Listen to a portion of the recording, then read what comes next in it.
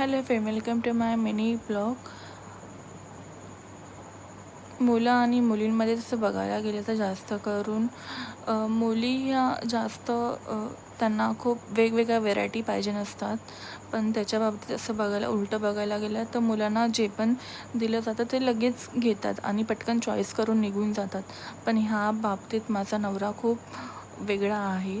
त्याला जोपर्यंत त्याच्या शिवाय काय भेटत नाही तोपर्यंत तो शोधत असतो. आम्ही बघा घरातून निघालो होतो किती वाजता. सगळ्यात पहिले आम्ही डिमांडला गेलो. तर त्याने शूज बघितला. तर सगळ्यांकडे डिमांडमधून घेतलेले शूज कॉमन दिसतील. तर त्याने पायात वगैरे ते घालून बघितला.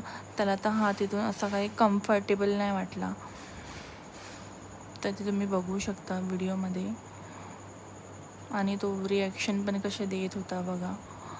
तर त्याला शूज नाही आवडला. पण आलो आहे म्हणून बघायचं म्हणून बघितलं आम्ही.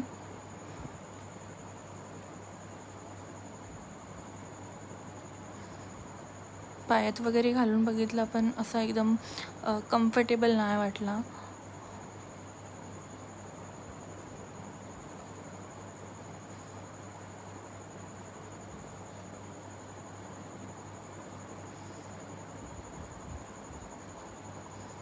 मग फायनली त्याने नाही घ्यायचं ठरवलं. मग आम्हाला भूक लागली सो आम्ही थोडंसं खाल्लं वगैरे. आणि नेक्स्ट आम्ही शॉप शोधायला लागलो की कुठे याच्या चॉईसचा शॉप भेटेल. तर आम्ही एका शॉपमध्ये गेलो होतो पार्ल्याच्या.